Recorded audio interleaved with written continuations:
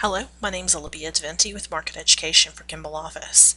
And in this module, just want to discuss the basics of 2020 worksheet. So in looking at 2020 worksheet, there's a series of columns that'll pop up by default. I'm going to recommend a couple of columns just to kind of make the information on the worksheet appear a little bit more readable. So first, of course, you've got your item column with your numbers to select how many items that you have in your quote. Second, you have the ability to log an item. Simply left click in that box and that item will be locked. I do want to point out that just because you've locked it doesn't mean you can't click again and unlock it. So this feature can sometimes present a challenge.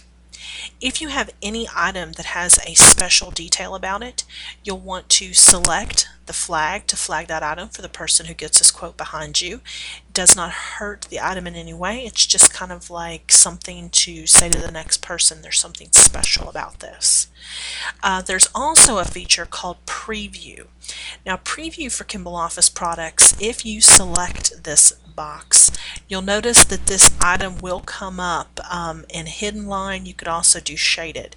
Hidden seems to work the best, so once you've got that up, you can say update all. It'll flash those items. You can close that box and you'll notice that now the item appears in your bill of materials as a reference.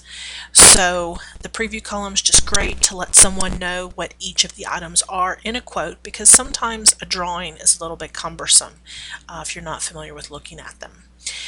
So next we have our manufacturer, which is Kimball Office in this instance, followed by catalog.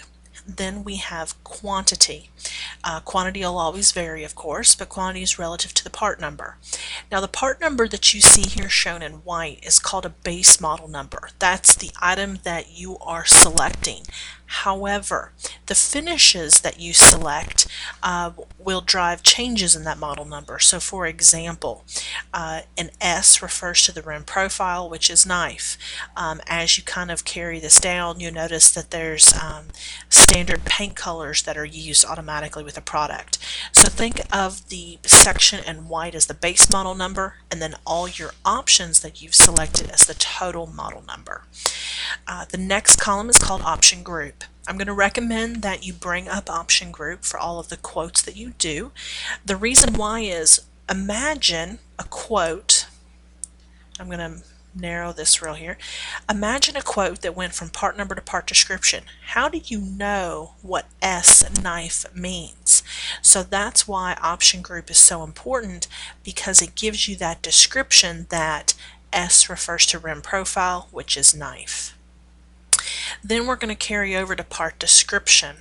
Now part description, again in white, focuses on the description of that item, but you actually have it written in verbiage that number 456 paint color is granite. So again, you can identify with the color granite as opposed to the number 456, unless your price list is handy. We're following down this quote to the next section called unit list.